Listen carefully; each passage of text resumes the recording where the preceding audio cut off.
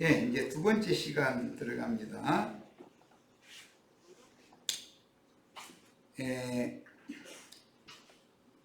노련한 장로에게 어떤 사람들을 이제 붙여주시면 그 장로는 책임감을 가지고 붙여준 사람들을 운전하는 사람으로 빨리빨리 세워서 자기보다도 더 큰 일을 할 수 있도록 이렇게 길러내야 되기 때문에 어떤 때가 되면 반드시 매를 들고 초달할 줄 알아야 되는 것이다. 초달하면은 싫어서 그냥 하면은 윽박질러서는 안 되죠. 또 아직은 초달할 때가 이르지 않았다라고 판단하고 조금 물러나야 되는 거고, 그때는 초달할 때가 됐을 때는 엄격하게 해야 되는 거죠. 딱 바로 잡아놓으면 그 고비만 딱 넘기면 획기적으로 영적 진보를 하기 때문에 주님 앞에 크게 쓰임받을 수 있는 좋은 제목들이 라오디게아 교회에 많이 있다. 그 다음에 그러므로 라오디게아 교회의 이기는 그에게는 주님의 보좌에 함께 앉게 하여 주겠다는 약속을 하셨는데, 주의 보좌에 함께 앉는 조건은 전도를 위해서 주님의 모든 시험에 동참하는 것이다. 그러니까 주님보다도 큰 일을 하기 위해서는 주님의 모든 시험에 동참하면서 순종을 가르침받는 것이 우선 조건인 것이지, 주님의 시험에 동참하는 것은 거부해 가면서 세상에서 육신의 편리와 육신의 유익을 구하는 그런 사상에서 벗어나지 못한 사람이 그리도 심판대에서 이스라엘 12지파를 심판하는 권세를 받고자 한다 하면 그건 있을 수 없는 거예요. 그건 있을 수 없는 거예요. 반드시 주님께로부터 사람으로서는 세상의 무엇으로도 값을 줄 수 없는 그것을 주님께로부터 배우는 거예요. 그것이 값주고 사는 거예요. 라오디게아 교회는 다 사라는 거잖아요. 불로연단한 금도 사라, 뭐 안약도 사라, 뭐 자꾸 사라고 얘기를 해요. 그게 세상의 돈으로 사거나 뭐 인간의 지혜나 지식으로 사거나 그럴 수 있는 문제가 아니잖아요. 하나님이 그에게, 즉 이기는 자에게는 여러 가지의 주님이 앞서서 당한, 그 다음에 선진들이 앞서서 당한 그런 여러 가지 시험의 그런 어려운 난관들을 본인이 몸으로 경험하게 한다는 것이죠. 그럼 그걸 달게 받아들여 가지고 순종을 배우면서 길들임을 받는 게 이렇게 중요한 거예요. 그러면 결과적으로는 앞선 선진보다도 더 큰 일을 할 수 있게 하실 수가 있어요. 그래야 왜 시대가 지날수록 사람들이 머리가 깨고 이 인류 문명이 발전하면 할수록 다 나름대로도 뭐라고 그러나 들어보면 일리가 있는 말을 다 할 줄 알게 돼 있는 거예요. 그 사람들을 굴복시켜야 되는 것이지 무조건 잘 따라오는 사람들만 전도하게 하는 얘기가 아니잖아요. 그러니까 우리는 점점 더 큰 일을 한다는 것은 더 똑똑하고 더 아는 것이 많은 사람들에게 전도를 할 위임이 있다라는 뜻인 거예요. 주님의 보좌는 생명의 통치권을 의미하기 때문에 객관적인 진리의 지식이 생명으로 화합한다면 당연히 주의 생명과 완전히 하나로 연합되고 생명으로 다스리는 권세를 행하게 될 것이다. 쉬운 이야기로 아내를 주먹으로 다스리는 사람이 있는데 그럼 결국은 서초동에 가게 돼 있어요.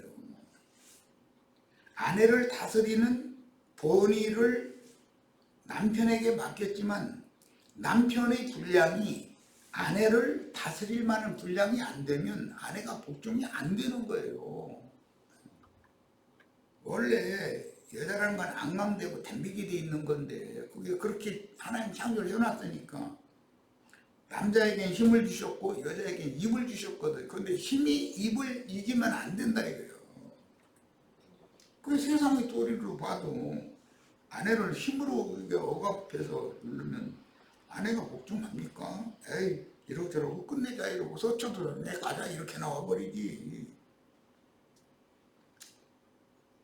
생명의 분량이 아내를 능히 제어할 수 있으면 자연히 복종하게 돼 있어요.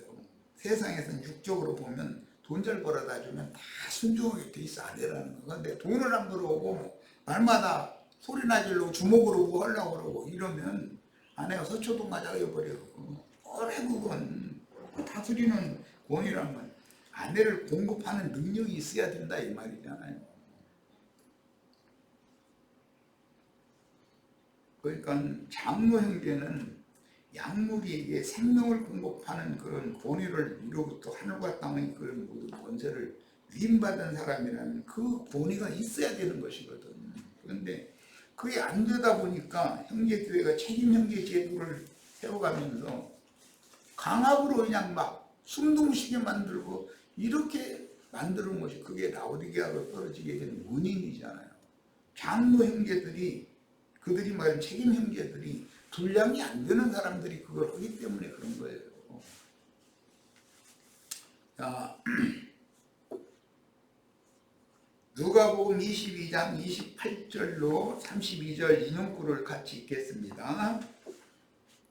너희는 나의 모든 시험 중에 항상 나와 함께한 자들이. 여기서는 제일 중요한 것이 항상이라는 용어예요. 어쩌다가 한 번 그게 아니고 그냥 주님이 시험을 당할 때 항상 함께 시험을 당하는 거예요.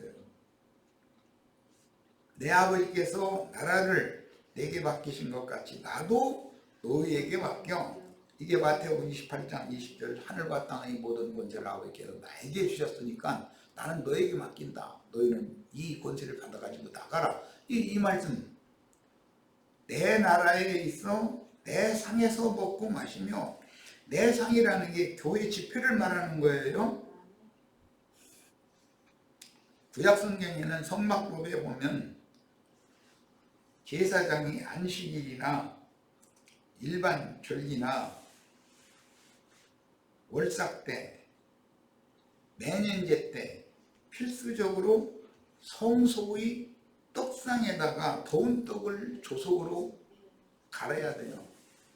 그리고 그 떡상은 7등대와 마주대하여 설치가 되어 있고 7등자 안에 불이 계속해서 밝히 켜있게 하기 위해서는 기름을 기름 붓는 아구에다가 기름 그릇을 기울여서 기름을 순결한 감람유 기름을 부어야 되는 거예요. 그리고 이제 그 등잔을 감금하라 그랬는데 그 불똥 이것을 그 불 다스리는 바늘 가지고 여기서 그걸 똥을 제거시켜 줘야 되는 것이죠. 그런데 그게 바늘질을 잘못하면 심지 밑으로 쏙 빠져나가게 만들어 버렸다가는 불 꺼지는 거지 뭐.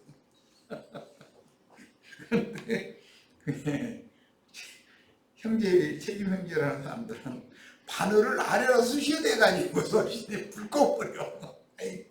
그게 불 꺼놓고 나서도 내가 뭔 짓을 했는지를 몰라. 그 사람들이 신기한 사람들이야. 세상의 남편이 주먹으로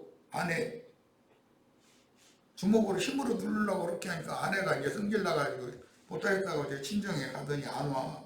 그러면 왜 그러는지를 생각해 봐야 되잖아.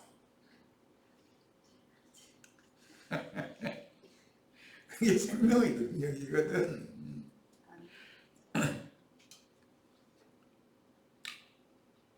항상 나와 함께한 자들인즉 내 아버지께서 나라를 내게 맡기신 것 같이 나도 너희에게 주님의 왕국을 메시아의 왕국을 너희에게 맡겨서 너희로 내 나라에 있어 나라는 교회를 말하는 거예요. 내 상에서 먹고 마신다. 교회의 집회에서 먹고 마시는 거예요. 이제 이 이 말씀을 내가 의도적으로 누가복음 말씀을 인용을 한 거는 이 말씀 때문인데, 두아디라 교회에 보면 주님이 문을 두드리고 네가 문을 열면 내가 너에게로 들어가서 너와 함께 더불어 먹고 마시겠다, 이렇게 표현을 했어요. 그러니까 내 상에서 먹고 마신다라는 것은 주의 성령과 함께 누림을 갖는다라는 말이다 이거예요. 영적 누림을.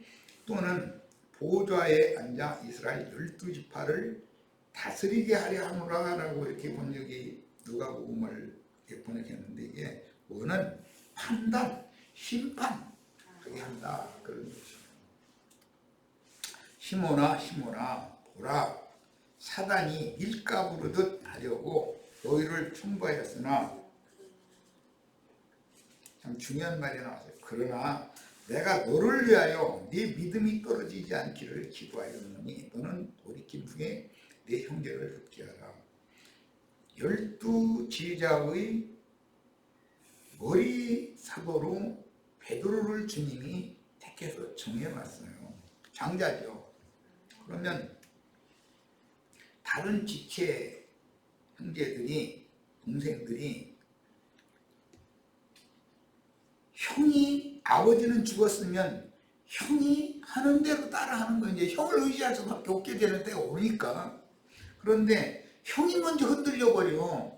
그러면 그 동생들이 얼마나 불안하고 뭔 일이 이루어지겠어요. 내가 가끔 그 얘기하는데, 가장이 어떤 일이 있어도 사실은 자기도 속으로는 떨지라도 겉으로는 태어난 척하고 아내에게 아이 알았어 내가 최선을 다해서 해결할게, 자네는 가만히 있어봐, 이렇게 하면은 당신이 뭐를 하겠는가 해가면서도 한면에서는 믿음성의 행기거든. 그거 한번 해봐야 하는데 어떻게 하다 보면 되거든. 또 이렇게 되면은 그 다음에는 뭐 이제 남편이 고뇌가 쓰는 거죠.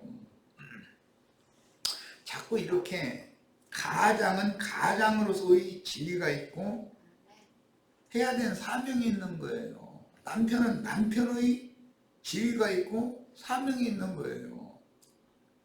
그런데 아버지나 어머니가 막 어떤 일을 보고 막 덜덜덜 떨고 큰일 났네 해서 자식들은 무티게라고, 자식들은 당근대 울고 난리 낼 수밖에 더 있어요.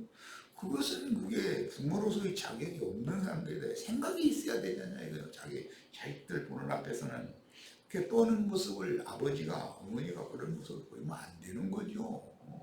애들이 두려워해도 걱정하지 말아라. 품 거좀 안 돼. 너희 아버지가 잘 해낼 거다. 너희 아버지 그런 사람이다. 어머니는 자식들을 이렇게 세워주고 남편 격려해가면서 당신 전에도 이보다 더 큰 일도 해결해 나가고 하는 걸 내가 봤는데 이런 것 정도 당신 능히 해결할 수 있다 말이야. 이렇게 하면은 억지로라도 해결하게 돼 있거든. 그게 자기 아내가 자기를 그렇게 믿어주는데 해결보다는 뭐가 되겠어요? 자기 생명 바쳐서라도 해결을 해야지. 이게 정상적인 가정인 거예요. 그런 것처럼 특히 가장은 맞이를 잘 세워놔야 되는데, 믿음이 떨어진다는 건 흔들린다는 뜻이에요. 사탄에 의해서 밀가부로 지금 당한다는 말이잖아요. 시험을 당한다. 그때 그 맞이가 울던 중심을 딱 잡으면 동생들은 자연히 흉을 본받아서 안정을 찾기 마련이거든. 이런 것을 말씀을 하신 것은 교회 생활이 그대로 적용된다. 그래서 동생들은 맏형한테 함부로 댐지면 안 돼요. 아버지랑 똑같은 사람이에요. 그런데 맞이가 그만큼 책임감을 가져야 되는 것이고, 맞이를 세울 때는 아버지가 사탄에게 내맡겨가지고 엄한 훈련을 받게 하는 때가 되니까 이렇게 한 거잖아요. 사실은 이게 사탄이 오면은 매를 가지고 오지 좋은 일로 세상 다 잘 되게 해주러 온 건 아니잖아. 사탄이 밀가부들도 한다라는 것은 시험한다는 말인 건데, 욥이 사탄 만나니까는 걔가 몽둥이 가지고 와서 그냥 가리지 않고 그냥 후려쳐가지고 그 모양 만드는 거예요. 골병을 들게 만들어 버렸잖아요. 이게 일부러 하나님은 그렇게도 허락을 하신다는 거예요. 그때 절대 실족하지 말아야 된다. 이런 말씀을 정신을 들여서 받아들여야 돼요. 하나님은 그리고 질서의 하나님이기 때문에 형이 뭔가 허점을 보인다 해가지고 동생들이 형한테 덤비면 안 돼요. 자기는 허점이 더 많아. 사실은 이것도 알아야 돼요. 아버지는 다 알고 있어. 하늘 아버지가 전능하신 분이 누구는 성향이 어떻고 누구는 성향이 어떻고 자기 자식들을 부모가 다 알잖아요. 다섯 나면 다섯 놈 전부 성향을 다 파악하고 있거든. 부모는. 본문에 지시된 주의 모든 시험은 마귀가 주님을 시험한 세 가지로 대표되는데, 주님은 마귀의 시험을 말씀으로 대적하여 물리치고 이기심으로 40일 동안 줄이신 주님을 시험하던 사단은 물러가고 하나님께서 보내신 천사들에게, 빛의 사자들에게, 어둠의 천사는 이제 떠나가는 거죠. 시험을 다 하고 나면. 그리고 빛의 천사들이 수종을 해주게 돼 있어요. 그래서 주님의 공생의 모든 기간에 이것은 주님이 직접 체험하신 거예요. 똑같은 나의 모든 시험에 함께한다라는 건 주님이 몸으로 체험한 것을 제자들도 똑같이 경험시킨다, 지금 그 말이거든요. 제자들은 주님을 따라다니며 단순히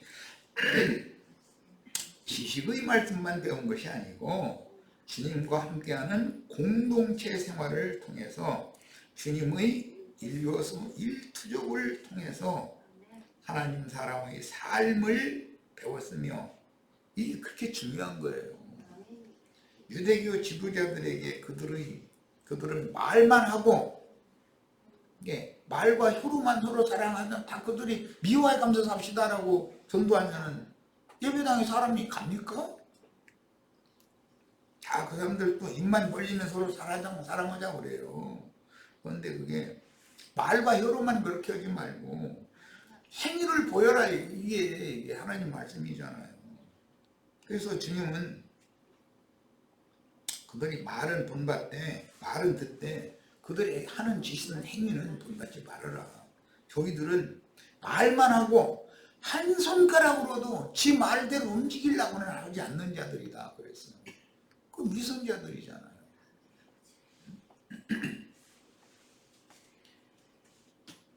말과 삶이 일치되지 않으면 그게 위선이거든요. 하나님 볼 때는 그걸 가증하게 여겨요. 그러니까 말로만, 교리로만, 지식적으로만 가르치려고 하지 말고 삶으로 본을 보여야 된다는 거예요. 장로는 주님의 영과 사상으로 인침을 받아서 신성한 인격인 맑은 유리 같은 정금으로 조성되어 신성에 참여하도록 본인이 본을 보여가면서 가르쳐야 된다. 바울 사도는 자신 있게 너는 나를 본받으라. 무엇의 본을 받느냐? 항상 성경 말씀에 근거해서 성경 말씀을 벗어나지 않는 말씀과 자신의 삶을 본을 보인 거잖아요. 그 바울 사도의 본을 우리가 따라간다는 건 정말 엄두가 안 날 정도예요. 태장으로 세 번 맞고 돌로 힘을 받고 또 어떻게 40에 하나 가만 그런 매를 몇 번을 맞았다고 막 이러면 우리한테 그렇게 하면 우리 그게 감당이 되겠어요? 에이 나 예수 안 믿어 이래버리지. 그런데 그만한 분량이 되니까 또 그렇게 크게 쓰임을 받았던 거고, 그런 걸 생각해 보면 우리가 지금 이 생에서 당하는 거는 혼란 풍파들이 막 끊임없이 지나간다. 그거는 속된 말로 새발의 피요. 그거는 그러니까 그냥 다 불평 없이 다 받아들이셔야 돼요. 지금 이걸 통과하지 못하면 더 큰 것이 오면 어떻게 감당할 거예요? 쓰러질 거예요? 더 큰 것이 와도 다 능히 감당해야죠. 만약에 짐승의 때를 몸으로 살아남아서 마지막 증인으로 쓰임을 받도록 주님이 나를 그렇게 배려를 해 놓으셨다면 그럼 그거 어떻게 할 거예요? 아예 나 그냥 자살해서 죽을 거예요? 오죽하면은 죽기를 원해도 죽지도 못한다고 했어. 그걸 몸으로 다 이겨내야 된다는 거예요. 그러면서 주님의 충성된 종으로 끝까지 충성을 하다가 순교를 해야 되는 것이거든. 다 이런 축복이 임하기를 바랍니다. 그러나 주님께서 아버지의 영원한 계획에 따라 죽음을 맞게 되었을 때 모든 제자들은 다시 한번 마귀에게 시험을 당했는데 그 대표자인 베드로가 주님을 3번 부인함으로 결국 마귀 시험의 결과는 육신에 있는 혼생명을 부인하지 못하고 사단에게 끌려갈 수밖에 없다는 것을 체험적으로 배우게 하셨습니다. 요즘에 이제 요한일서 우리 중집회하고 있는데 말과 혀로만 사랑하는 사람들, 영지주의자들이에요. 그 말을 들어보면 말 얘기 들으니까 얼마나 현란한 말을 하겠어요. 청년 이상의 이런 사람들은 미혹당하지 않죠. 그런데 어린아이들은 형제 요한이 전하는 말보다 훨씬 유창한 설교를 했을 거라고 나는 생각해요. 그러니까는 다 흔들 하다가서 영지주의자들한테 때로 몰려가 나가버리고 이런 현상이 왔었던 거잖아요. 항상 문제는 어린아이들은 시험에 쉽게 넘어지게 돼 있다. 그런데 그 어린아이들이 아예 어린아이들 같으면 흔들리고 말고도 잘 안 해요. 그런데 17, 8세 먹은 청소년기에 이런 사람들이 쉽게 넘어지는 것이다. 넘어진 다음에 후회해도 돌이키기가 쉽지 않은 것은 내가 가끔 그 얘기하지만 교회 생활을 신실하게 잘 하다가 은혜를 받고 있다가 이사를 가. 그런데 그 자기 동네 사람들이 함께 먹는 샘물에다가 침 뱉어가면서 가래침 막 뱉어가면서 내가 다시는 이 물 안 마실 거다 이래가면서 가지는 말으라. 그냥 좋게 가라게 좋게. 나중에 좋게 간 사람은 여기하고 돌아오기가 쉽잖아요. 그런데 가래침 받고 간 사람은 돌아올 수 없는 거잖아요. 그렇게 무직한 짓 하지 말아야 된다.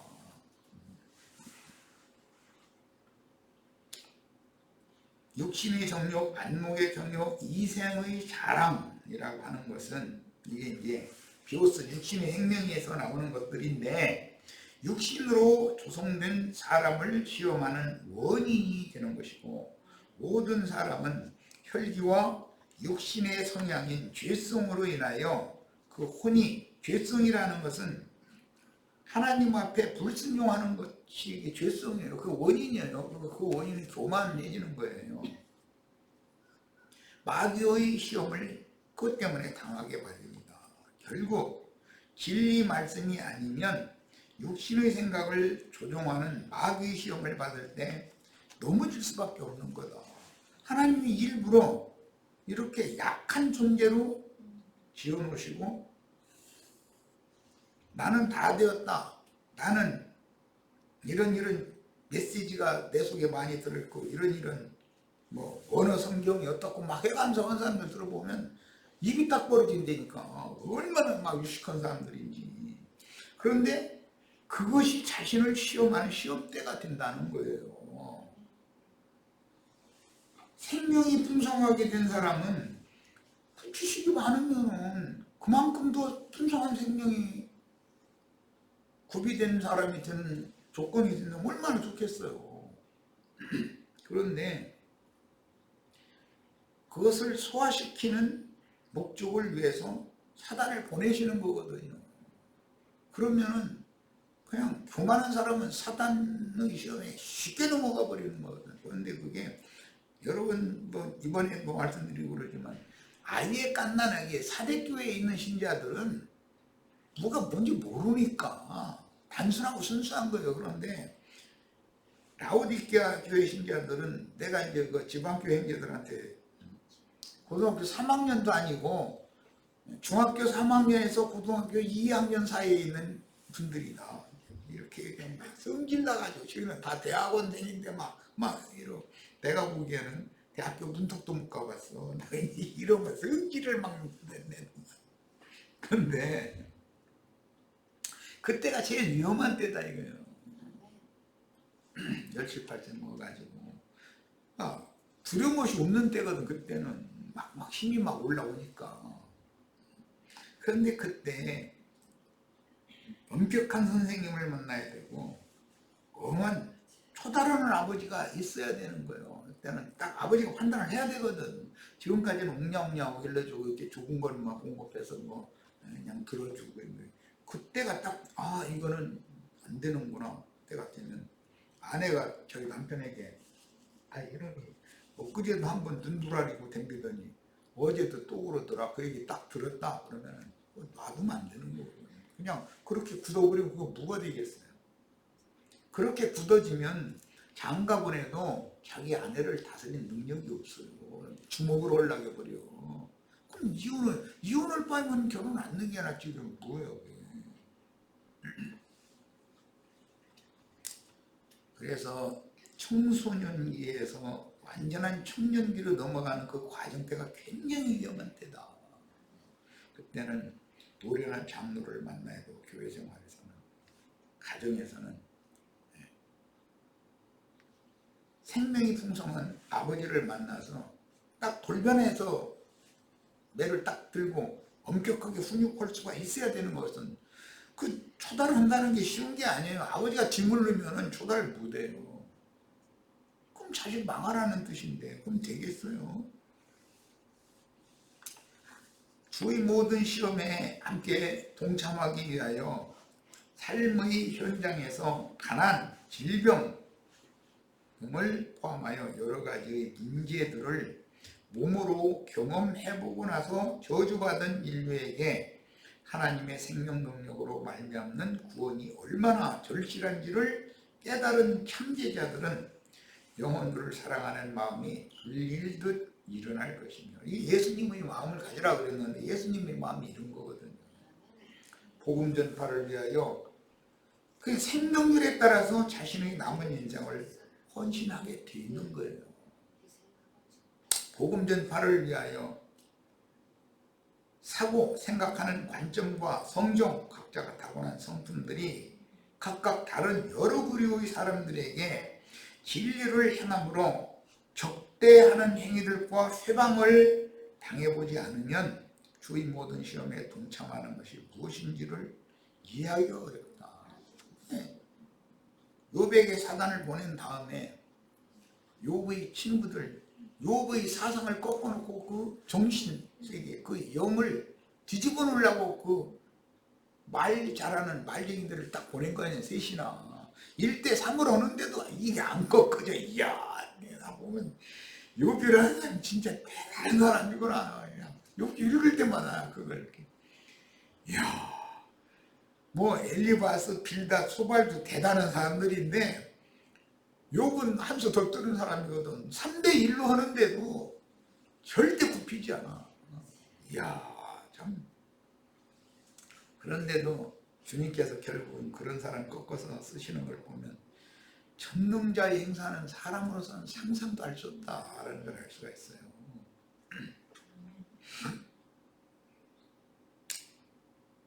우리 형제 자매님들 모두에게도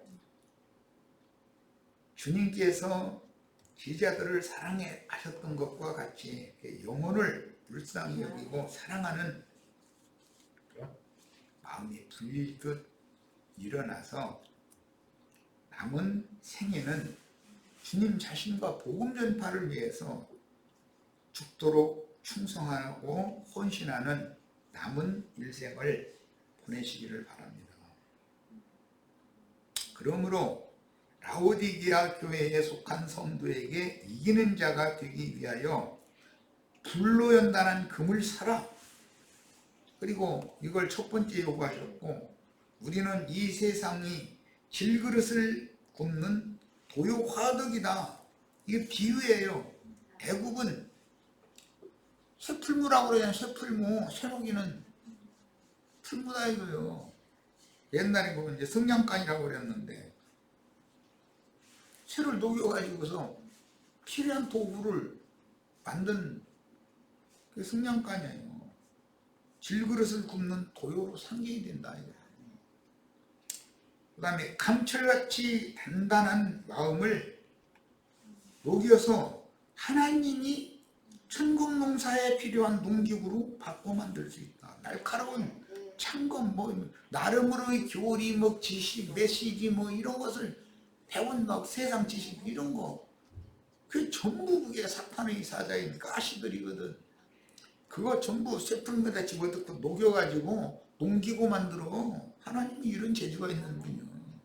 다 이런 말씀이 우리 형제 자매님들에게 응하기를 바랍니다. 특히 이 시대에는 하나님의 목적을 위하여 쓰임받는 불천사인 마귀의 시험을 통해서 불다스리는 천사가 꼭 필요해요. 그 지옥불을 다스리는 사자잖아요. 마귀예요. 그거 필요해요. 사탄이 하나님께는. 여러 가지의 방법으로 연단을 받아서 자신의 내면에 의의 형상을 이루는 온전한 구원을 이루기 위하여 일상생활에서 이미 받은 말씀이 육신이 되는 생명의 체험이 요구되므로 장성한 자는 의의 말씀을 경험하여 선악을 분별하는 자다라고 그랬어요. 창세기에서 그냥 지음받은 사람이 선악을 알게 해주는 뱀의 교훈을 받아들이면 마귀 형상이 되는 거잖아요. 그런데 메시아께서 나의 삶에 개입을 하셔가지고 불로 연단한 금을 사게 하고 밝히 본다 하는 눈을 멀게 만들고 마음 눈이 밝혀지게 만들고, 그래서 완전히 새 창조하시는 거예요. 새 사람으로. 이런 일은 그렇게 되어진 사람이나 선악을 옳게 분별할 수 있게 된다는 거예요. 태생적인 태어난 그런 유능한 지혜와 지식 이런 것을 구비한 천연적인 사람이 선악을 분별하는 그런 세상의 윤리 도덕적으로 선악한 판단하는 걸 말하는 거예요. 그런 것과 하나님이 무엇을 생각하시고 계시고 무엇을 의롭다고 여기시고 무엇을 불의하다고 여기시고 무엇을 선하다고 여기시고 무엇을 불선하다고 여기시는지에 대한 판단이 새로워져야 되는 것이거든. 그러려면 사람이 바꿔져야 되는데 사람을 바꾸는 건 말씀으로나 되는 것이고 말씀을 소화시키는 생명의 체험이 필요하다는 거예요. 그래서 주님은 그분이 생전에 일어난 모든 환경과 일들을 하나님 아버지께서 보내셨다고 인정함으로 마지막에 십자가를 지는 그 문제를 가지고 아버지와 하실 수만 있으면 이 잔을 내가 마시지 않도록 지나가게 해주세요. 이렇게 기도를 했어요. 그러나 즉시로 자기를 부인하고 그러나 내 뜻대로 마옵시고 아버지의 뜻이 이루어지기를 바랍니다. 이렇게 기도를 또 나중에 바꿨어요. 그건 뭐예요? 자기를 부인할 줄 알아야 된다. 자기의 혼생명을 버려야 된다. 모든 천연적인 혼생명이라는 것은 사실은 육신의 유익을 구하게 돼 있어요. 세상사를 구하게 돼 있어요. 그걸 부인할 줄 알아야 돼요. 그걸 버릴 줄 알아야 돼요. 그래야 그 몸을 하나님께서 구속을 위하여 쓰시기로 준비된 한 몸이었기 때문에 혼생명을 버리고 나니까 그 몸도 기꺼이 하나님의 말씀을 이루는 대속 제물로 드려질 수 있었던 것이잖아요. 기본적으로는 자기 혼생명을 버리지 않는 사람은 육의 생명을 꼬장꼬장에 가지고 있으면서 지식만 많이 가지고 있는 사람은 이 사람은 주님의 말씀에 순종이 되지를 않는 거예요. 그게 자기 원대로 해달라는 것을 계속 주님 앞에 그걸 구하게 돼 있지, 자기 뜻을 딱 접어버리고 그러나 내 뜻대로 마옵시고 아버지의 뜻이 이루어지기를 바랍니다 라고 이걸 그렇게 기도하고 나면 그럴 능력을 주시거든. 그러면 자신의 한 몸을 속죄 제물로 드려지는 것은 너무 당연하다고 확신이 딱 오면 기꺼이 십자가에 매달려서 죽는 것도 두려워하지 않을 수가 있는 거예요. 다 이런 축복이 임하기를 바랍니다. 히브리서 기자는 주님이 육체에 계실 때도 죄의 유혹을 이기고 많은 고난으로 말미암아 순종을 배워서 온전케 되셨으므로 구원의 선도자가 될 수 있었다라는 것을 강하게 증거했습니다. 그래서 주님은 아멘이시오 충성된 증인이라고 라오디게아 교회에서 소개를 그렇게 하고 있어요. 하나님이 하시는 행사면 무조건 옳습니다. 아멘입니다. 그럼 본이 예스라예요. 옳습니다. 아버지 행사는 모두 다 의로우시고 진실하십니다. 이렇게 받아들이는 사람이나 아멘이요 충성된 증인이 될 수가 있는 거죠. 그 본이 예수님 믿고 사도들이 우리를 앞서서 주님이 앞서서 가신 길을 따라가셨잖아요. 우리도 이 시대에 이게 얼마나 절실한 말씀인지 꼭 깨달음이 있기를 바랍니다. 충성되고 참되신 증인이라고 계시가 되었는데 다른 영으로 세상적인 사고로 조성된 사람들에게 진리 말씀을 전파하고 가르쳐서 세상적인 모든 것들과 육체에 상관된 모든 좋은 것들을 다스려서 절제하고 조절하여 가장 합당하고 바르게 사용할 수 있는 능력자가 된다라는 뜻이에요. 충성되고 참되신 증인. 이 사람이 예수 그리스도를 증거하는 증인인 거예요. 증인이라는 말 속에는 순교자라는 뜻이 포함됐다는 걸 여러 번을 말씀드렸어요. 사람을 그리스도의 형상으로 새로 창조하는 하나님의 일에 동역한다는 것은 어마어마한 충성심을 요구하는데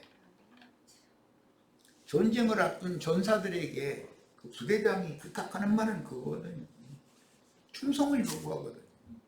목숨 아끼지 말아라. 나라를 위해서 내 한 목숨을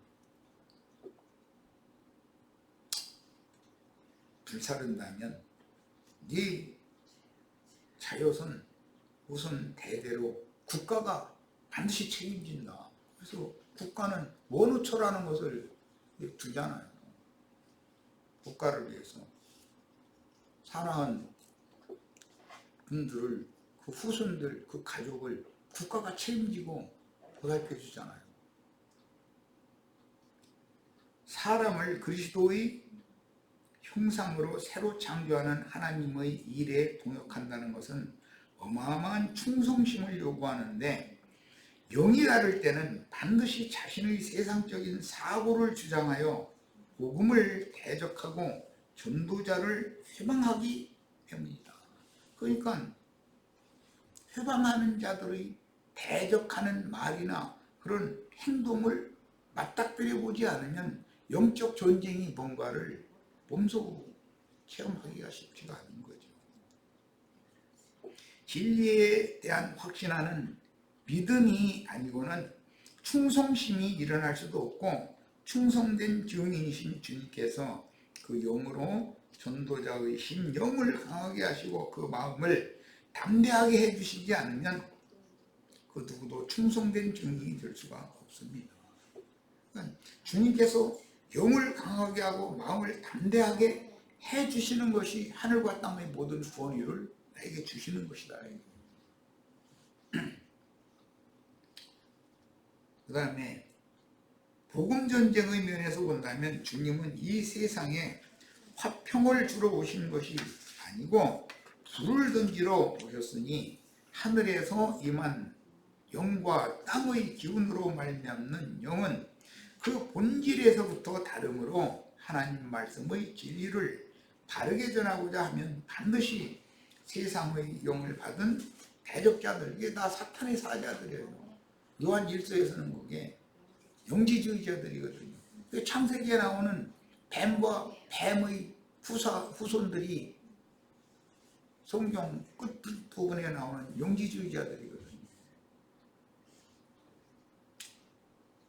하나님의 말씀의 진리를 바르게 전하고자 하면 반드시 세상의 영을 받은 대적자들과 간견 뱀의 영을 받은 거짓 교사들의 회방을 받게 마련이다. 이걸 우리 형제 자매님들은 미리 마음의 각오를 다 준비를 단대 하고 계셔야 돼요. 이 세상에는 자칭 주의 종을 자처하는 많은 종들이 나는 주의 증인이라고 하여 수많은 무리를 가르치고 있는데, 중요한 것은 충성되고 참된 증인인 여부가 더욱 중요하다. 사탄의 사자로서 사탄의 증인이면서 자신이 하나님의 증인이라고 얼마든지 착각할 수 있다는 거예요. 그런데 그런 사람들이 더 눈빛이 반짝반짝하고 더 능력이 있어 보이고, 그 특징은 그들이 말과 혀로만 서로 사랑하자만 말이야. 그 사람들의 특징이 난 그게 참 놀라워. 주님께서 내가 너희를 주님께서 제자들을 사랑한 것과 같이 너희도 서로 사랑해라 이랬는데, 내가 너희를 사랑한 것과 같이라는 말을 이상하게 빼버려. 그리고 우리가 서로 사랑하자 딱 그래버려. 그럼 뭐냐, 사람들이 할렐루야 아멘이요. 난 그게 절대 할렐루야 아멘이 안 되는데, 그렇게 사랑을 하는 게 아니잖아요. 주님께서 제자들을 사랑한 것과 같이 사랑을 하는 거예요. 그건 무슨 뜻이에요? 제자들의 영혼을 구원하시기 위하여 당신의 혼생명을 버리고 당신의 한 몸을 불살라 드려버린 것을 말하는 거예요. 순교자가 되는 것이 진리의 사랑이다. 내가 얼마 전에 그냥 귀띔에 드리느라고, 진리의 사랑이라는 건 순교자가 되는 것을 의미한다 내가 그랬어요. 그렇게까지 힌트까지 줘도 확실한 계시를 저들이 받고 그 진리를 다 밝혀놓고 그런 영과 그런 담대한 마음을 갖는 그런 신앙이 되지 못했다면 그것은 탄식해야 되는 거예요. 탄식해야 되는 거잖아요. 그런데 물론 어제 들어보니까는 한 면에서는 염려도 됐지만 한 면에서는 이제 이건 나중에 집회 끝나고 나서 진짜로 위로도 주시더라고. 그래도 그 부분에 가서 딱 걸렸다고 그러지 않냐. 이 흐름이 뭔가 안 맞다는 걸 감을 잡았다는 뜻인데 그것만 해도 어디냐. 이제 이렇게 말씀하시니까 참 나도 얼마나 높구만. 나는 성질 났었는데 그때 내가 그 그림에 보니까 얼굴이 막 빨개져 버렸더만 성질이 막 성격이 보니까 막 그런 거지. 근데 그건 이제 내 잘못이고 내 불량이 그러니까. 근데 뭔가 힌트를 주면은 생각을 해보셔야 되잖아요. 영적 진보들이 다 있기를 바랍니다. 그가 하나님의 손으로 신이 가르치신 것들을 어떻게 배워서 말씀이 증이 되는 과정을 어떻게 경험했는지, 즉 영생의 말씀으로 이게 영생 할 때 그 생이라는 말이 교회라는 영원한 생명이에요. 다함이 없는 생명이다. 다른 데서는 무궁한 생명의 능력으로 이렇게 표현을 했어요. 새 생명을 받아 그 성품과 인격이 어떤 과정을 통해서 새로 조성되었는지의 요구에 달렸습니다. 성경에 특히 요한서신에 보면은 비오스 생명 얘기가 나오고 푸시케 생명 얘기가 나오고 교회 생명 얘기가 나와요. 생명이라는 용어가 새 용어가 있다는 것도 기본적으로 잘 알고 계셔야 돼요. 요한서신을 다루면서 그걸 자세히 보시기를 바랍니다. 자, 이 말은 하나님 말씀 속에 있는 진리의 참지식으로 그 성품과 인격이 진리의 거룩하심을 따라서 얼마나 새로 조성되어 진리의 지식에까지 새롭게 하심을 받아서 영적 지각이 충분한지, 분별력이죠. 영적 지각은 그 여부를 말하는 것이다. 네, 오늘은 여기까지 해서 모두 마치고 다음 목요일 날이면 31일인가요? 1월 1일인가?